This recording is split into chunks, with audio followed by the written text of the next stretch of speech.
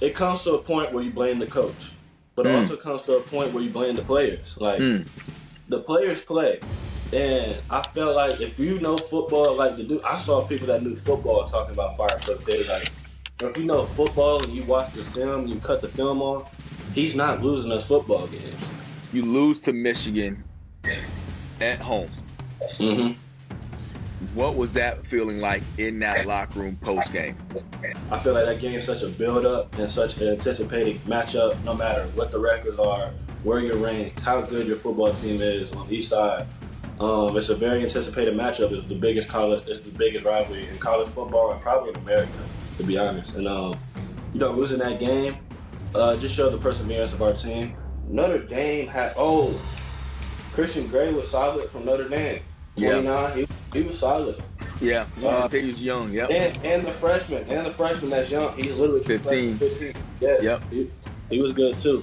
Safety, the safety was good. Watts, was it Watts or something? That safety? Yes, 0. Yep. 0 Watts, he was good. Yep. The D lineman, I'm gonna just talk like football. D lineman up north, them boys Mason Graham and the other big Grant kid. Yeah. Dogs. I'm going against Lathan Ransom. I'm cracking down. I see him coming. Just runs me flat over. I've never been ran over like this in my life. Flat on my back, looking up at the and I was like, yeah, this is real. That's the college football safety. You feel me? That's the real deal right there. Welcome to another episode of the BCP podcast.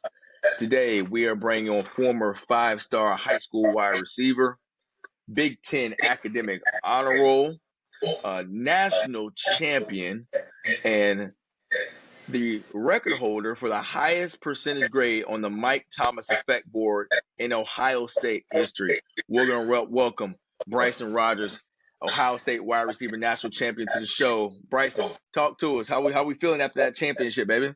Man, feeling amazing, man. The love's been insane, especially from the city of Tampa, from back home in Warren, Ohio as well.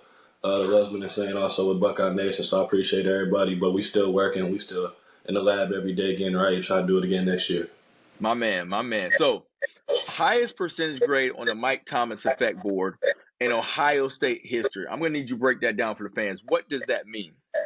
Okay, cool. So pretty much back when Mike Thomas was at Ohio State, he was known for his sure hands. So when Coach Hartline was introduced into the program and everything, he started the Mike Thomas Effect Board, resembling how great of a receiver Mike Thomas was, of course, but also his consistency rate throughout a long period of time. So it's pretty much every receiver in the room gets their name written down. Our assistant receiver coach, Coach Jordan, he watches film every day, and he sees how many times you've been targeted each period of the day. So it could be 7-on-7, it could be 1-on-1s, it could be mini field, it could be a live team rep versus the ones versus the twos. Any rep you take counts as a rep. Any catch you get counts as a rep. So he watches practice every day. He does every receiver in the room, and whoever grades out the highest at the end, pretty much it's a competition in our room, pretty much based in our room to see who can grade out the highest at the end. And my first year doing it, this was my freshman year. Okay. My first year doing it, I set the goal for myself at least 80% and surpassed it with 91%. Okay. And that's pretty much how I got kicked off at Ohio State. Got a lot of eyes on me because that's the highest ever in the room has ever been since they started that. So it's definitely a great accomplishment knowing I got that type of consistency in the room and got that kind of title in the building. Yeah, it is. Wore jersey 13, correct? Yes, sir. All right, so tell me, we talked to Vernon Hargraves, and he told us the story how he got jersey number 1. He started with 16, and he ended up with jersey number 1. Tell me how you got 13 or why you selected 13. 13 always been my favorite number, especially a number me and my mom always connected on too. She just loved that number as well. But my favorite receiver really going into high school was Odell Beckham when he started hitting the scene, and I've been watching him though at LSU when he wore 3, and he was, just such a versatile playmaker. I was like, yeah, that's kind of how I want to play the game. Mm-hmm. Kind of anytime I touch the ball, there's a fear in the defense. So when I started high school, I was like, okay, I'm gonna rock this number. I'm gonna rock 13. So I ended up rocking 13 to the end of my freshman year, and then obviously I changed to 1 in honor of Jordan Minor. That was a great Wiregrass legend because that's what he felt like was proper for me to do. And I wore 1, but 13 has always been a number in my heart. That's just been something that meant to me and my family a lot. And then when I still had the opportunity to take it out of Ohio State, it was a no-brainer. They asked if I wanted 13 or 6, and I said 100% 13. Let's do it. So, Wiregrass being, for those outside the area, still kind of a fairly new school, right, in a developing area. Before you, I would say that Jordan Minor might have been the highest recruited prospect out of Wiregrass. Would you say the same? He went to Penn State. Yes. Correct. All right. Correct. So Jordan went to Penn State as a DB. Unfortunately, his career got cut short for health reasons. And then he was coaching a little bit. And I need to connect with Jordan. I need to get his story. I'm going to get him on as a guest. All right. So Jordan went to Penn State. Rocco Beck that was your quarterback, went to Iowa State. Okay. Right. And he had a phenomenal year also.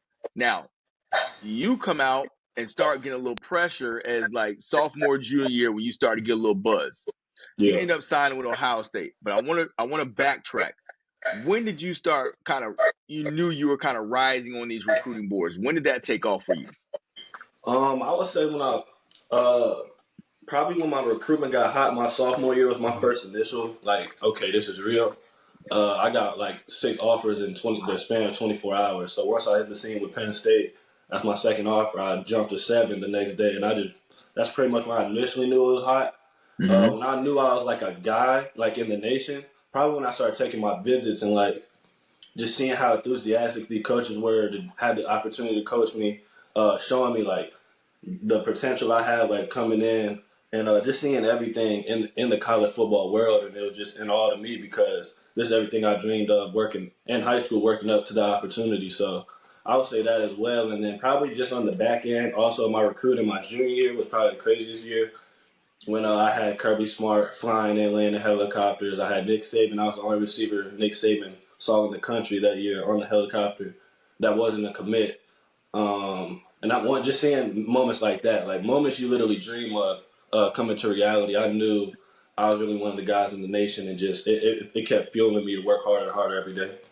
Yeah, man. And so Jordan, Rocco, and then you kind of put Wiregrass on the map in that kind of that recruiting space. Right. Now, let's fast forward to Ohio State. Yeah. Tell me, give me your best story of when you're a freshman and you were kind of introduced to college football. Like, when was your snap moment? We were doing circle drill with the safeties and corners. And before this, I think this is probably why they got switched, honestly, because you used to have to crack a place on the safety or the corner on the circle. So, like, safety gets depth, corner gets depth, you get the safety. Corner stays down, you take the MDM, the safety, you let the tight end get the safety. So, I'm going against Lathan Ransom. So, he's at the safety for me, and the corner is already bailed out. Like, I already see the look, so I'm like, okay, I have to go get Lathan. Right. So, I'm coming down, Lathan Ransom, hardest hitting dude in college football. Right. I actually played this year. He's been doing this for a long time. And he's even crazier in practice. So I'm going down. I'm cracking down. I see him coming. Just runs me flat over. I've never been ran over like this in my life. Flat on my back, looking up at the top. And I was like, yeah, this is real. That's the college football safety. You feel me? That's the real deal right there. And he picked me up right after too. Like, the great guy picked me up, said, "You got it, little bro." And like, but I had to welcome you to football, like, and this is big boy football, and I definitely realized, this is real. That's yes, definitely sir. That is that call. We call it at a veteran. We call it the recruitment, right? Because we as the vets hear about you young, scrappy 5-stars coming in, and you get there. All right, we got to give you a little taste. Why you got to take a back seat, young buck. Yeah, no, I got the craziest taste for sure. That was what I still remember that. I remember that every day I walk in the building. Like, damn, that was my moment. Like, welcome here type thing. All right, so now we're gonna fast forward from there. Let's get into this season. Yep. You guys have a really strong start of the year. Everybody's looking forward to this Oregon game. Okay, that's in October. I believe this was October. Okay. Matter of fact, I have it. This was October 12th. All right. Oregon's new to the Big Ten. We want to see all that speed, that West Coast speed. See how that speed matches up with the Big Ten style of football. All right, Yeah. you guys go to Eugene. You lose to Oregon in a tight one. All right, Mm-hmm. you lose to Oregon in a tight one. A 31-32 loss to Oregon. All right. After that game, what was Coach's message as far as, hey, we still got a lot of things can change here. We can still control our own destiny. Was that the message, or was it something different? Yeah, no doubt. It was. We still control our own destiny, not to the potential that we wanted it to be, where we can just run the clean slate and then go to Big Ten championship and have a first round bye. Like, of course, that's what we wanted, but we still have control of our own destiny. We knew we had to win out. Coach Day kept preaching we had to win out. Had to beat Penn State. We knew Indiana was a good football team. We knew that was going to be a top 5 matchup as well, so we had to win that football game. And just we lost because we didn't trust in our training. We felt like, and we were trying to do things that we originally don't do. A lot of like just stuff defensively, I would say. Not, and we don't like pointing fingers at all, but just defensively, we had trouble that game, and the offense we had their back. But and then once he stepped into the defensive world, he started taking control of the defense as well, Coach Day, and practices and stuff, making sure when we came off that bye week we were fresh and our confidence was back up, and we were back to playing Ohio State football. And I think he did that to a really good magnitude as well, because once we came back, the defense was situated, the offense kept producing, and we just got hot. And then that pretty much just helped us build in to the CFP and just really build our foundation off that loss. And this is what we needed. Coming into the season, you hear all these things. Ohio State has this person, this person, this person. The receiver room is the best in the country. They got the best backs in the country, but that can also still lose football games. It don't matter who you have, you still have to come out and play every Saturday. Stay on that timeline, all right, man, and don't kill me for this question. Okay. You lose to Michigan at home. Mm-hmm. What was that feeling like in that locker room post game? It was definitely a jaw-dropping experience. It didn't feel real, if that makes sense. You never like been into a situation that didn't feel real.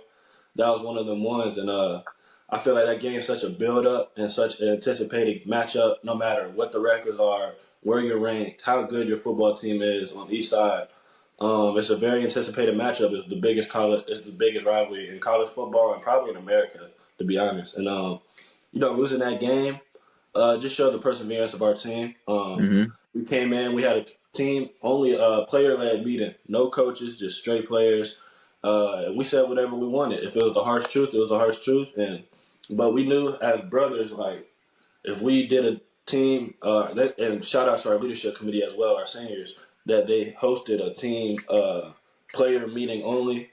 And it really just brought out each side. It brought out each side of the ball. It brought out personalities. It brought out people's feelings, And thanks for that. That's why we went on our historic run that we did. And it brought us even tighter. It wasn't like we're just going to point the fingers at everybody and hope for the best. It was like, no, we're going to address the issues.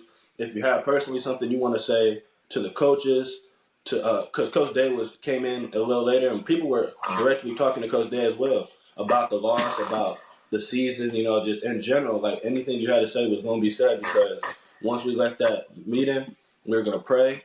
We were going to come together as brothers, and we was going to go on the best run in college football history. And then that's what we did. So, I think just like the Oregon loss, I think that's a loss we needed as well. We beat a top 5 matchup in Penn State. We beat a top 5 matchup in Indiana. We're feeling really good. Like, no, okay, we can't be messed with. And then a humbling loss like that can definitely get you into a mindset, okay, we haven't done nothing. Now, that's what we just kept saying. We haven't done anything yet, and let's just fight for one more game with your brother. That's all you got to fight for. Every game that you come out, fight for one more game with your brother, and that's what our mindset was after that loss. Kyle McCord had a fantastic year, in my opinion, last year, okay? Yeah. Will Howard has to replace him because he goes to Syracuse. We're not going to get into it. Why he left, I don't know. I'm sure you don't really want to get into it, so screw it. But he goes to Syracuse. Will Howard replaces him, all right? Mm-hmm. I hadn't been the biggest fan of Will Howard, and I think he played like crap against Michigan. But then he comes out not just against Notre Dame, but he comes off in the playoffs and plays pretty well and plays fantastic in the biggest moment against Notre Dame. Right. What kind of dude is Will Howard? Like, give me your best Will Howard impression, best Will Howard story. He seems like a dude that cats want to be around. He seems like a team guy. Absolutely. First, ultimate leader. Before I say anything, he's the ultimate leader of a football team. It's a coach's dream to have a player like that is orchestrating your offense and really gluing your team together. I would say about Will. Two, he's like a bro. Like he's just like a brother. Like he just like you feel me. Like he's seasoned. If you understand what I'm saying, he's like Yep. He's like he's not like somebody you can't spark a conversation with. You know, like he understands people. You know, he really just loves being around the football team every day. Like he loves his job. And that's hard to find. A lot of people don't really, love what they do. But he truly loved being around us. He truly loved that role he had to be the front line, the front center guy, and really take us to the promised land. And I think he embraced that role every day as well. And the more he embraced it, his play got better. The more comfortable, the more confident he was, his play was at a high level. And I think coming from K-State to Ohio State is definitely a huge jump. So, I mean, it definitely took him a long time to really adapt to that and adapt to that mindset that is how different it is. But once he did, he hit the ground running, and people just formed closer to him. And he just really brought our team the closest it's ever been.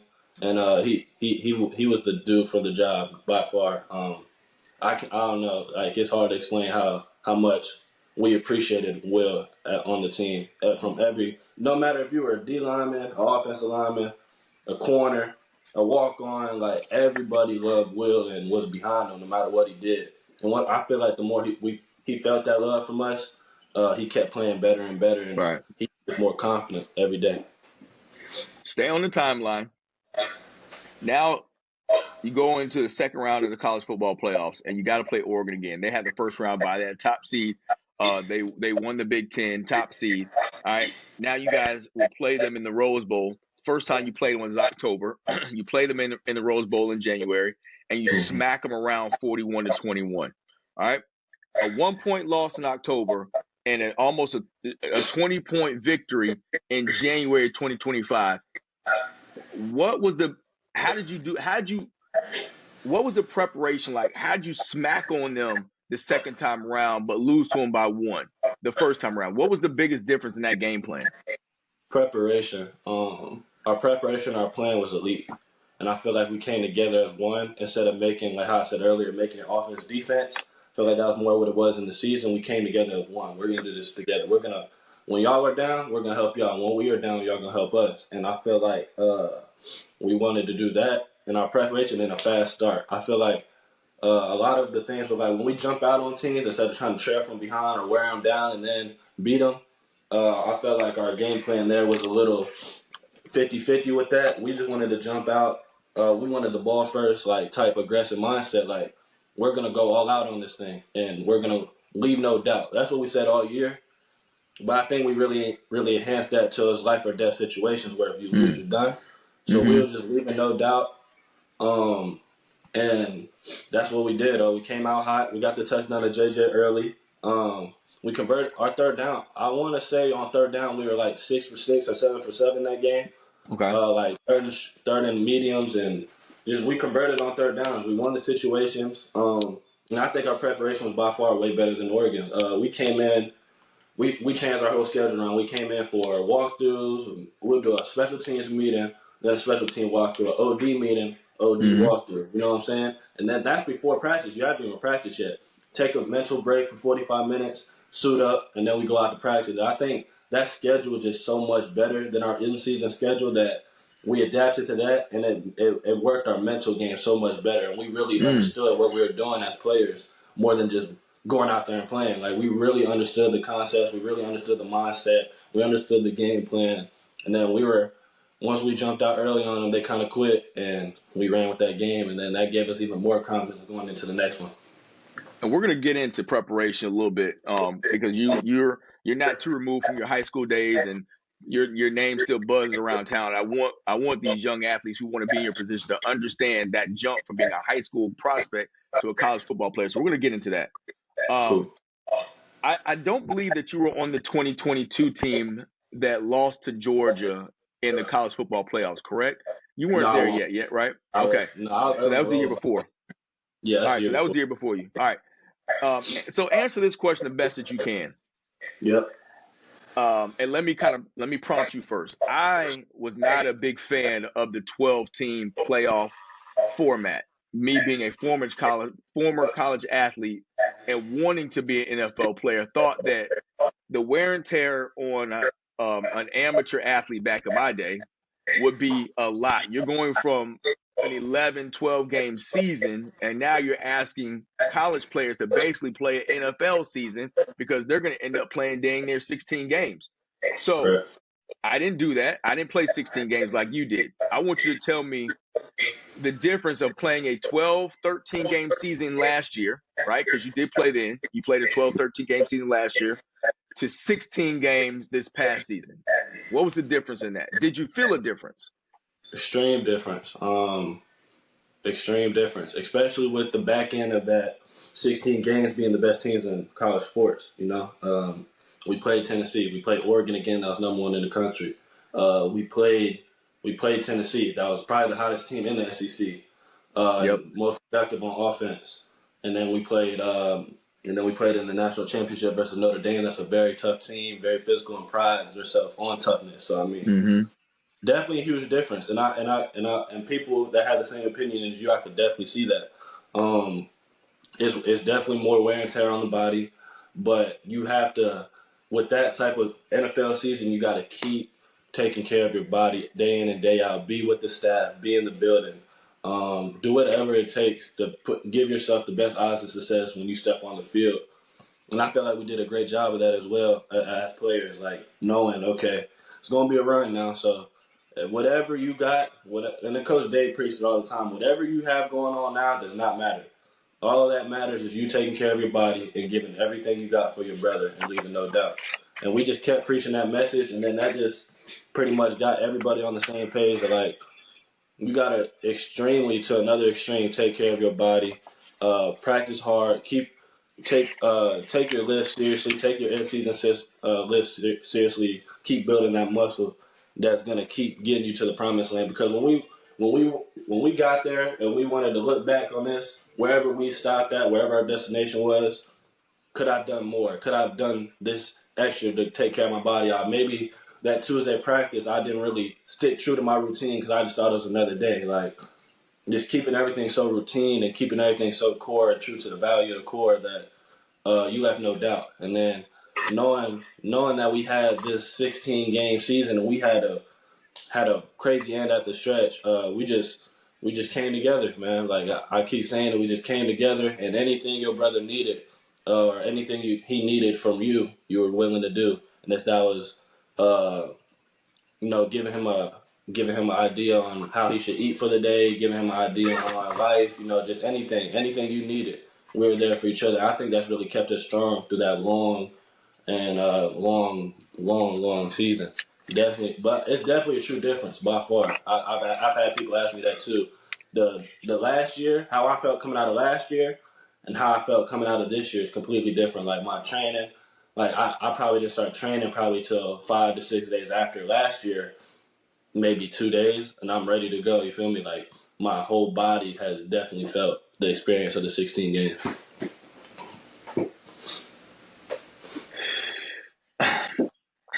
There were rumors throughout the season that if Coach Day didn't get the job done, that he was going to be let go.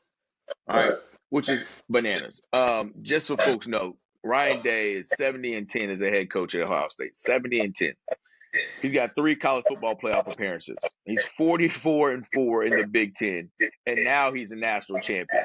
But before he was a national champion, he was still 44-4 in the Big Ten, 3 college football playoff appearances, 70-10. All right. When you guys hear the outside noise, right? How do you compartmentalize it and just get the job done?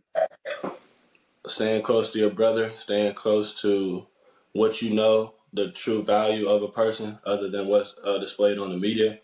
Um, like the Coach Day thing, bro. Like it was nonsense to me because like it comes to a point where you blame the coach, but it also comes to a point where you blame the players. Like the players play.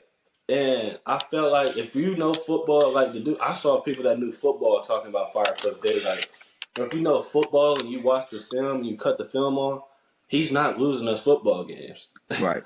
Let's be honest. He's the head guy. Of course, he's the head honcho. He's the guy in charge of everything. But he was not the one losing us football games. You got to think.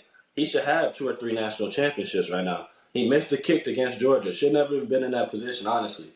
Marvin goes down, unfortunately. But we could run away with that game. You know what I'm saying? Like, there was just a lot of things that didn't go his way. This year, a lot of things that really went his way. You know what I'm saying? Like, we had a lot of things that really went our way, that we had the momentum to have that make happen. So, I mean, it was just nonsense to me and nonsense to nobody else was thinking that in the building. We know that's our guy. And you said accolades, and I just heard that he was the 3rd best win percentage all time as a college coach. Right. Some legendary names, you know what I'm saying? So like, and he's only been doing this for a certain amount of time. Correct. You can't act like he's been doing this for 10 plus, or he's really an OG with it. He's really getting really started. You know what I'm saying? And he's a great guy, and he's a great coach, and he loves to win just as much as we do. So I feel like that's what we feel. We feel that passion. We feel that energy to come in every day and just know how seriously he takes his job. And I'm happy that we finally got a national championship for him. And but he's more destined than ever. And he hears the noise as well. He's a man. He's a man just like everybody, any other man in the world, and he hears it. But I feel like he uses it as a good purpose, and he's like not the one. Okay, I'm gonna go prove him wrong. More like I'm gonna prove him right. I'm gonna prove the people that support me and that love me. I'm gonna prove him right, and that's what he did. And I watched the celebration. Obviously, y'all beat my Irish, which sucks. But there's more to it. So I'm watching the celebration. I watched the Gatorade bath that they hit Coach Day with after the game was pretty much in wraps. And he took the Gatorade, a little cold. Then when he celebrated, it looked like if he could have gave everybody a middle finger, he would have. Like, Yeah. Screw all y'all haters that wanted me to lose my job. You can kiss my ass. That's what his facial, his demeanor it gave off that aura, right? And you want to play for a guy like that. You want to play for a guy like it's about me and the guys in the uniform up under me, and to everybody else, I like that. And it definitely was that too. It definitely was that. There definitely was that. You read that situation perfect, bro. You can feel it, man. You can feel it because you hear the noise. And again, you say guys who know football. I like to think I know a little bit about football. And like, what else can this guy do? Like he's winning games. He's producing 1st-round draft picks. He's bringing in 5-star recruits. He finally got Michigan off his back. All right, so he's only lost 10 games. It's guys who lose 20 in 3 seasons, they still got jobs. So what do you want this guy to do? But I digress. Let me get on this. This is not about me. This is about you. Let me double back. So you mentioned Marvin Harrison. I didn't have this question listed, but I just want to talk about Marvin Harrison because that's a good somebody to learn from. Mm-hmm. What was special? First of all, are you old enough to know? Did you ever see his dad play? Yes. Okay. Yes. So you've seen his dad. I don't want to date you too far. But what was special about Junior? What was special about Junior? The mindset and the work ethic was second to none. It was the best I ever seen, best I ever witnessed. He kind of humbled me. I thought I was a hard worker. I was unlimited work ethic, to the max. Like I pride myself in that as well. Till I saw Marvin Harrison Jr. Till I stepped into the building at 7 in the morning and he beat me to the jug machine. Not before I seen him after a game go in there after he just had 100 and 2 tugs back on the machine because he dropped the ball.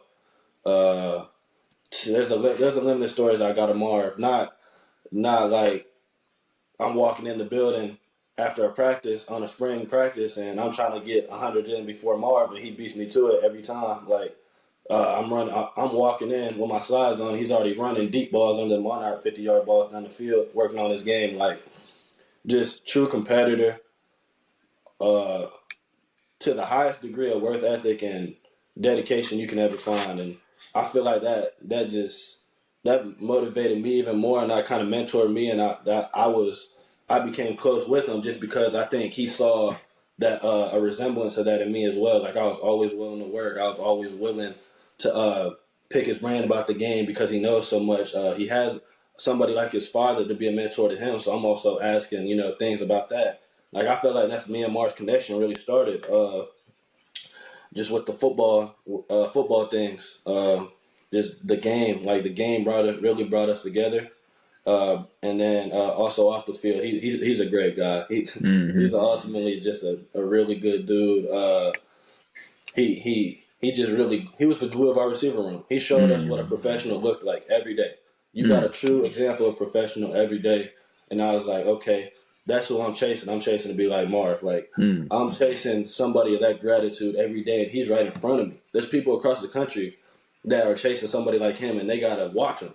I get to watch him live every day. I get to pick his brain. I get to be his friend. You know what I'm saying? Like people just don't. And you could take that for granted, but I never did really take that for granted. And just having that connection still to this day is the ultimate goal for me. Just having those type of connections and people in my circle with that type of mindset and that type of just that type of work. Like that just makes you want to go even harder and just know that there's more you can give. There's no ceilings to this. Like he was pretty much set after his last year, but when he came back and had his Bolitnikoff year, it was just another like fire to him. Like he could have really went back to back Bolitnikoff, but he just had a different fire to him, a different edge, and he didn't care about who his dad was. He wanted to make his own name, and I think he's doing that even now in the NFL. He's just getting started in the league, and then he's just a great guy, man.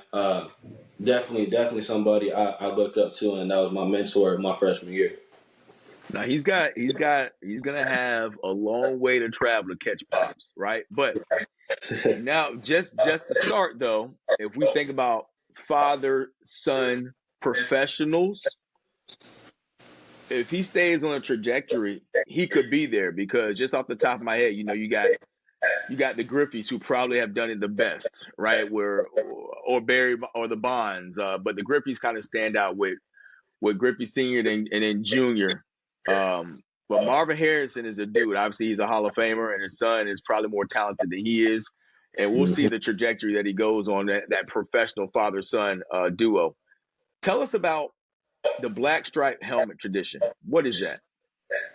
That's an Urban Meyer tradition. That's something I learned about day one being on campus.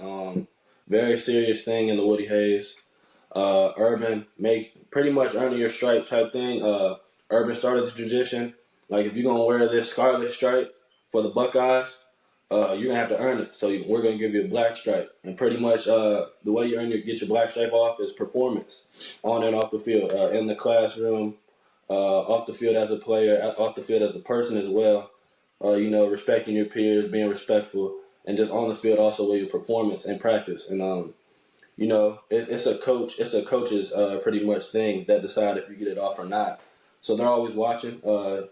You got to perform each. It's really a consistency thing as well. You can't just come in one day and like, oh yeah, he had the best day of his stay here. Let's take his stripe off. Like no, they're watching consistently how much you give into the game, how much you're understanding, how much you're taking film sessions and meetings to the practice field. Just really growing into a college football player. And that tradition means a lot. So I mean. Once I got mine off, it was definitely a great moment for me, getting acclimated into the program as a freshman. I got mine off during the fall camp, during my historic fall camp. I mean, having that type of thing where you're working for something makes you even when you go out there, it just makes you work even harder and harder because you're working for something. As a freshman, you can I'm not going to play much, so let me just sit back, chill, and just watch practice. No, this makes you want to, every time you get a snap, every time you get a rep, I'm going as hard as I can because I want my black stripe off. I want my teammates, I want my coaches, I want my head coach to know that this guy's really working and this guy is really adapting to this lifestyle and wants to be a dude. He just doesn't want to be a guy. And I feel like that's what I did to a very high degree of my fall camp versus my spring camp. My spring camp was solid, but I feel like my fall camp is where I really started to develop to an elite player, and my coaches and my teammates took notice. So, excuse my ignorance. Could a player go into the season with the black stripe? Yes. All right. So on the sideline, there could be players with black and scarlet stripes. Only for the game because of Ohio State tradition with the helmets and everything. They don't make helmets with the black stripes on them. But you go back to practice, there'll still be a black stripe on your helmet, but not on the side. They'll never visibly show the black stripes on the sideline. Bingo. All right. Thank you, sir, for the clarity. Take your development now. All right. So you got Harrison, who has left, and you've seen him develop. You got Jeremiah Smith, who had a fantastic freshman year that you could be a fantastic compliment to him. How do you take where's your next step in your progression of your college career now as a sophomore? Really just keep working on my craft, sharpening my tools, and just trusting my training. I trained for this all my life. Like for moments like this, and then pretty much with Mecca being gone, the slot position is wide open now. So I mean, I gotta come in and day out, and show why I'm the guy for the job. And that's just gonna be a great way to, I think that's gonna even better my game, being in that type of competitive atmosphere day in and day out, knowing I can't have a bad day. I feel like that's gonna just keep growing my game more and more. But I feel like this season coming up just got to be a setup for my draft year, the next following. I gotta have solid production. When my number's called, I'm gonna make a play, and just being that consistent guy in the offense. And I feel like my coaches are starting to build that confidence in me more and more every day, and that they have that confidence in me. But just being a consistent playmaker, like we throw the ball to Bryson, good things are gonna happen, and I want my quarterbacks to feel that as well. And Julian Sand and Lincoln Keenholz and St. Clair coming in, like that's the guy you want to throw the football to. And so I have my own personal goals, but it's just really a good. I need to have a good solid year at Ohio State to set up my draft year next year for my breakout season and set up. So that's pretty much my mindset with like my career.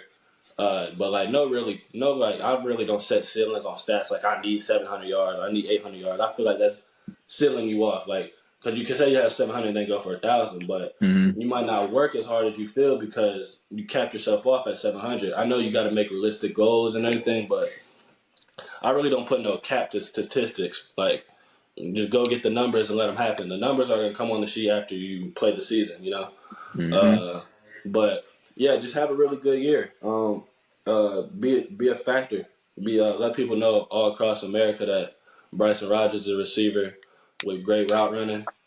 His teammates love him. He's very consistent, great hands, and he loves to win.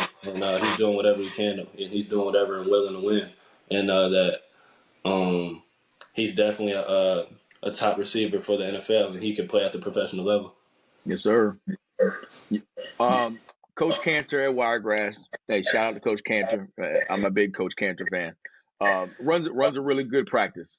High tempo, a lot of energy. It's always fun to go to a Wiregrass practice. However, now you get to Ohio State. Tell us the practice tempo at a big-time national championship program. Times 2, times 3, times 5, or whatever you're used to in high school. Very direct. A lot of things are very direct. It's drill to drill, tempo. No walking on the field. Like, they don't do none of that. I learned that very fast. I used to kind of trot drill to drill in high school. You got to be moving. Coach Mix in your ear every time. We're running. Like, they're going to remind you. Like, it's very tempo, very direct. I feel like it's very professional the way we practice as well. The periods might be cut down. Like we might only have 16 to 17 periods, but they're very efficient. The efficiency is at the top notch with our practices. I feel like, and it's a very intense. It's very competitive. We with the best dudes in America every day. Even in the indie drills, it's very, very competitive. We're trying to be clean with our feet. We're trying to look the ball all the way and just get the small details for when you go compete against and compete with one of the best guys in his position in the country. Your tools are sharpened and you're ready to go. So I mean, for us, for our practices, I say it's very competitive, very high demand, very efficient, and the tempo is insane. You definitely are prepared to play the game through our practices, 100%. I feel like our practices make the game very easy, and I've seen that this year when I got a lot more playing time this year. Like when I would go out for the games, like how I wouldn't say easy it was, but just how comfortable I was and how fluent I was just to play my game. Like, Right. oh, this is it. Like this is all they got. Like I've seen this in practice. Like Right. first half, I'm getting my confidence at an all time high because the preparation in my training has just been second to none, and I know that I'm ready to go. And there was a saying that I started saying is there's separation in the preparation, and I feel like Ohio State really embodies that with our practices and how they keep us on routine, keeping our routine very true, and the schedule they have us on. I feel like our separation and our preparation just really distances us from a lot of teams and a lot of athletes. Now, it was always coming into a college weight room as a high school athlete, transition to college, and now you have your first introduction to, let's just say, an off-season weight room program in college. Right. I want you to talk to the young athletes, and if they're not really serious about the weight room, how they better get serious about the weight room. But before you start, who is your strength coach right now? Mickey Marotti, best in the business. Okay. So Mick was my strength coach also. All right. So you know about Mick.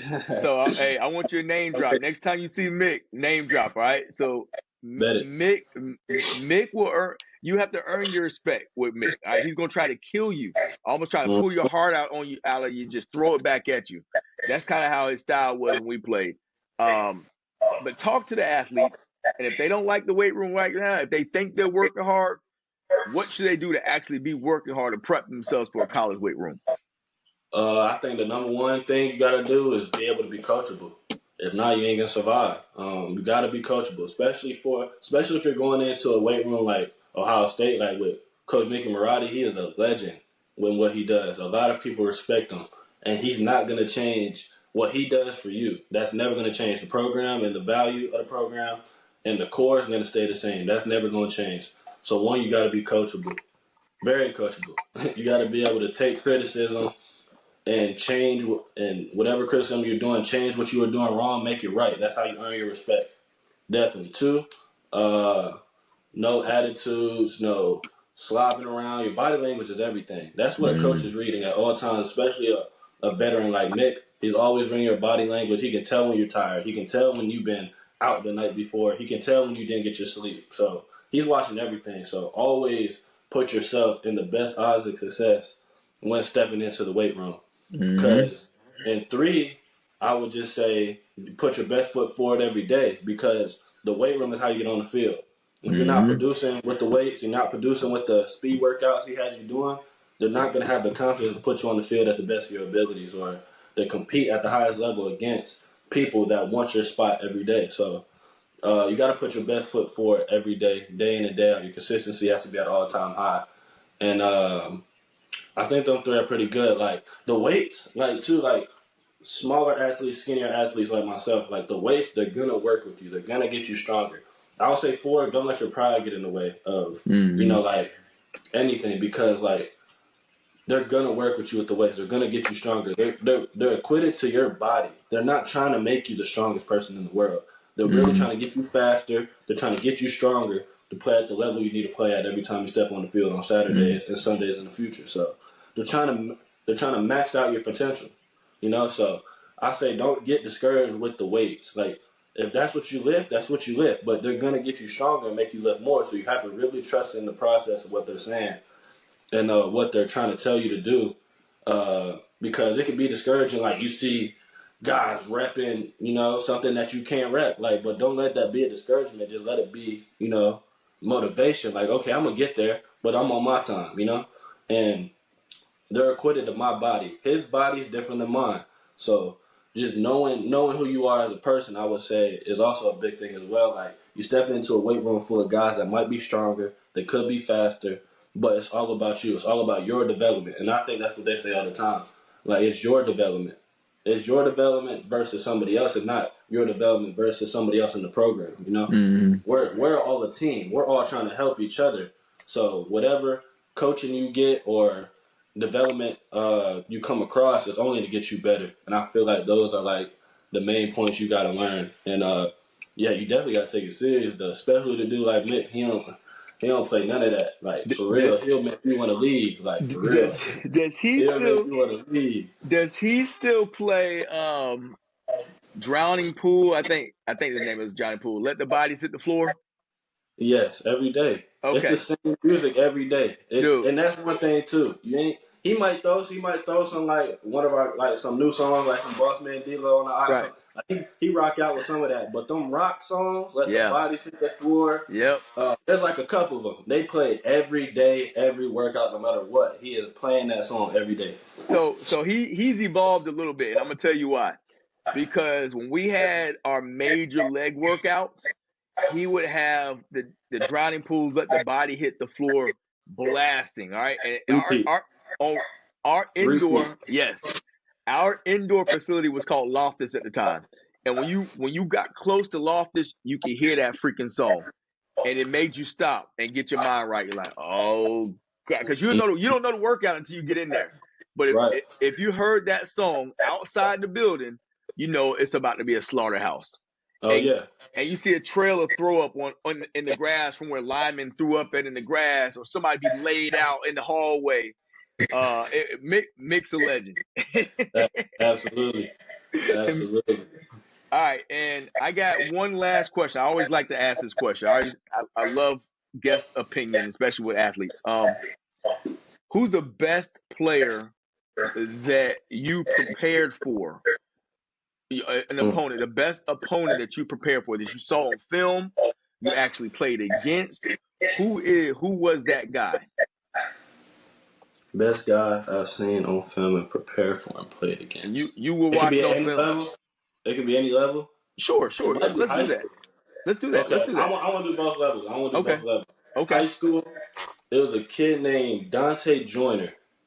Okay. He played out at he's from the 24K. I forgot what high school he went to.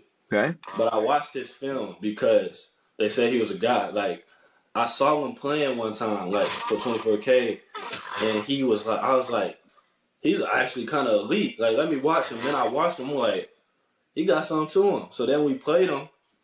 And in the game, I'm like, this guy's pretty solid. Like, he's pretty good. So then I ended up playing with him, and me and him became boys. I was like, hey, you the real deal, bro. You probably like one of the best, like, fundamental corners I played. And he wasn't really ranked high or nothing like that. Like, he went to Arkansas State, 3-star. He had some offers and stuff, but, like, probably technical sound corner, I would say him. And then I played Travis Hunter as well. When he played for SFB, I feel like those are the best dudes I played. Like, I watched film on, I seen their stuff, and I played. I say Travis as well. Travis was good, but let's not forget first drive SFB game. I scored on Travis on a slant. 25 yards, son. But we don't talk about it. No. This is what it's for. We got to talk about it. We can definitely talk about it. First drive SFB game, slant on Travis, man coverage, 25 yards. Some crazy, but crazy. But I'll say them two. The collegiate level, who's a dude that we watched? They're like, you're in the film room, and you're like, oh snap. He got he got it. Who was we watching? I'm trying to think this year. Like, did we play way better corners this year? Last year it wasn't really a guy like for us. Like maybe like Kalen King, but Marv like murdered Kalen King. Okay. And then I think who else we played. that we came in with some respect. The Okay. Texas corners, the Malik Muhammad kid, the Yep. young class, he was solid, and the Barron kid on the other side, 7, he was good too. 7. I I was feel going to say 7. 7 Barron, okay, Barron from Texas, Okay. like he's not. I don't mean this in no disrespectful way. He's not like, oh my gosh, he's locked down. Right. He's the guy, like, you can tell he knows their defense like the back of his hand. And that's the most dangerous corner sometimes, Right. that know what they're doing every snap and just really, truly know the scheme. Yeah, And I yeah, feel yeah. like their whole secondary is good at that, too. They don't get it. The dude won the throw up award, the safety. He Yep. won the throw up award. He's a good player. Like I said, Malik's a good player. The Taffy kid, the white boy, he be balling too. Okay. The white boy be balling too. They're nice. Their whole secondary is very good, but I feel like Barron, he just really, you could tell he really knew the scheme. So like, he was definitely probably like a dude, like, all right, he's solid. Let's go. Like, you know what I'm saying? Like, we got to What year find is he? ways. Is he a sophomore? What year is he? Sophomore or junior. I know he's not a senior, but Okay. You I can would tell he say got the him. tools.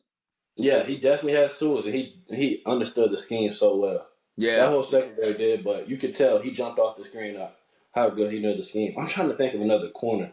What about a I'm trying safety? to. It could be a safety. It could be a safety. Oh, it should be safeties too. Oh yeah, because we see safeties and nickels. I Uh-huh. say the nickel, he played for somebody. Let me pull up y'all schedule. I'm gonna pull up y'all schedule. Just remind you who all. Nickelback. I'm trying to think of a nickel we played. I was like, okay, he's pretty nice. State schedule.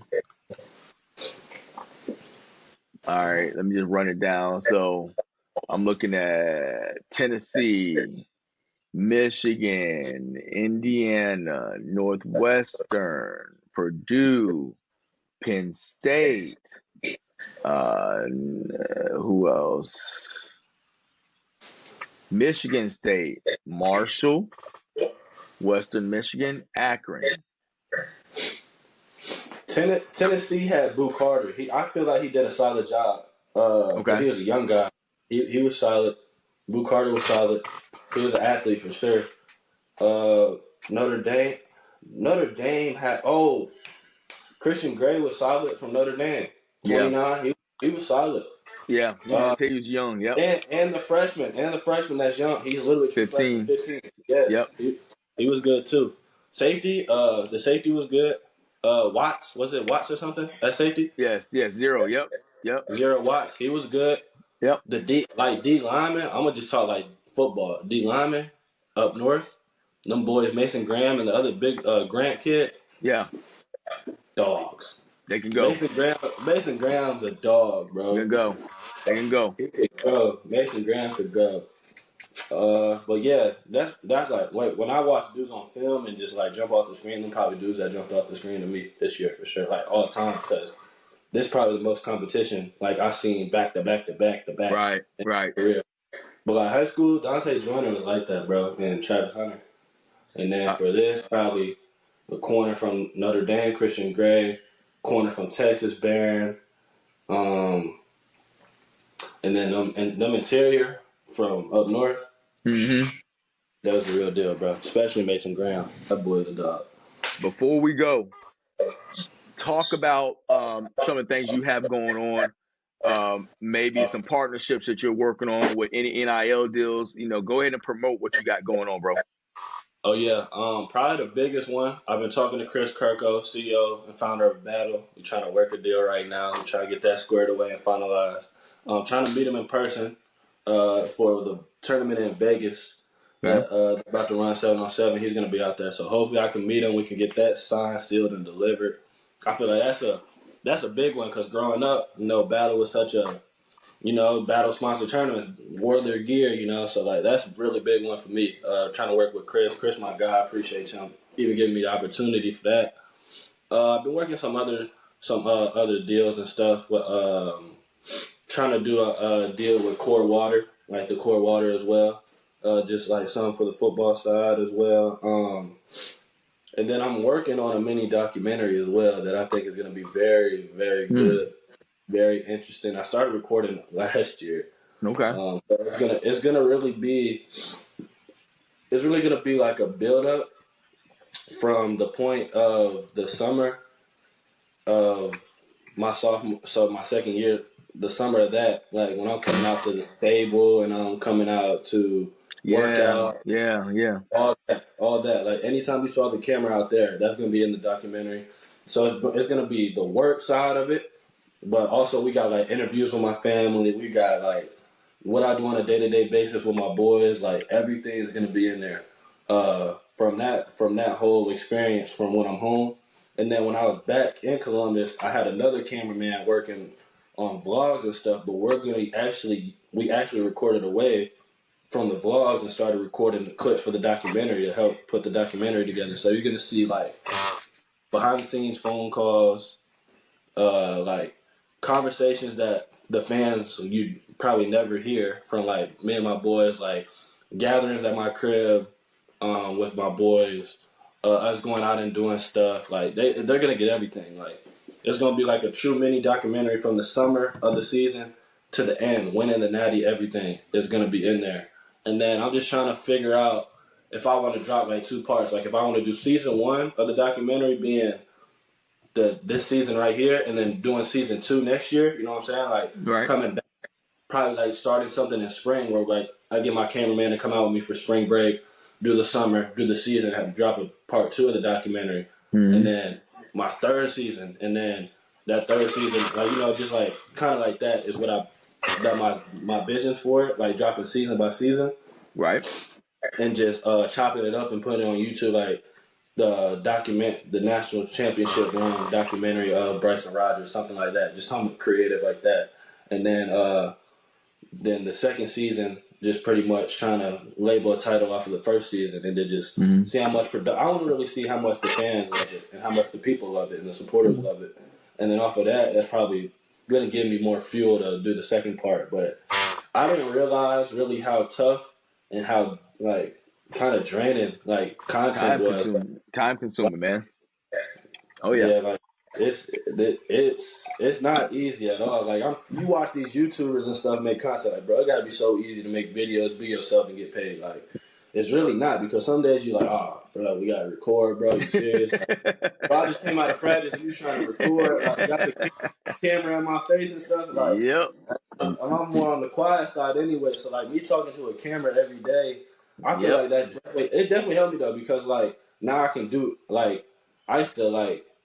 I not really dread doing interviews, but it's like, man, I gotta talk for maybe an hour or so, or I gotta do this and do that. And I gotta talk about myself. Like I don't really like doing that, but like with that camera, like being in front of that camera and doing YouTube and doing vlogs and doing the documentary, like came second nature for me. Like anytime the camera is in my face, like just natural. So like I feel like that's helped me with football as well. Like when I get in for the media and stuff, like I can knock my media sessions out in 5 minutes, 10 minutes, like boom. Dudes on the mic for 20, 25 minutes, and I can knock mine out very fast. So like it's definitely a full circle thing. But yeah, but like it's nowhere near easy with the content, bro. Like I was recording vlogs, and then, all right, we gotta record this for the documentary. Cool. Yep. So like I'm recording for hours, and remind you, I get out of practice, 6 something o'clock. I'm probably recording till 9. Then I shower, and you know what I'm saying? Like, I'm a perfectionist too, so I want this, like, I want it good. Like, right. Nah, that ain't gonna work. Cut that out. We ain't using that. Like, we could record something, he'll send it to me. I'm like, nah, I really don't like it, bro, to be honest. But, like, there's stuff I like, we'll record. I'm like, oh, yeah, I mess with that heavy. They gonna love that. Okay. Like, they gonna love, me too, I don't cookie cutter none. I'm giving people everything. Everything that's allowed to be given, I'm giving. And I might be on the edge with some stuff, but I'm giving the people everything because that's what they want to see. They want to see that's the true. It. Yes, sir. I feel like it'd be like a true example, but also like for the youth, I feel like it gives them a true feel of what college football is like. Yeah. And I feel like these kids that are getting recruited can be guided down the wrong path with these coaches telling them the wrong things, and they really want to know what is it like for real. But I feel like people have a different like attention span of watching something and listening to somebody. Like, they can really listen. Like, so you can tell a kid something and he'll listen, but I feel like they'll remember more. Like if you tell them, like if you show them something, like, okay, just watch this. Like watch my experience. Right. You know what I'm saying? watch Yep. everything that happened. And I think they'll learn off of that more than me just telling them in the moment. That might There you take go. a 10-minute conversation. I feel like an hour video will go better in the long run. And they can get a true understanding. So I feel that was my whole point behind the documentary, why I want to start it. Like, just be an example for the youth and just lighten up the youth, fuel the youth to, like, just really, like, max out their potential. And I give them a true example of what the next step is like. And, like, show them the life of everything. I give them dinners. I give them literally everything you can ask for. I gave it to them. And once that documentary all comes together, they're going to see the true grind and true what it really takes. I feel like it's definitely going to be something that motivates the youth all over the country for sure. Well, whenever you get it ready and we can help you promote it, man, you drop us that link so we can help you promote it. And we'll bring you back on so you can also promote it. We love to see it, man. So, Absolutely. hey, congratulations to Bryson and Ohio State Buckeyes, to our 5-star at Wiregrass, national champion. I appreciate you joining us for this show, man, and we'll have you back on. Absolutely, bro. I enjoyed it. Appreciate everybody. Love. My man.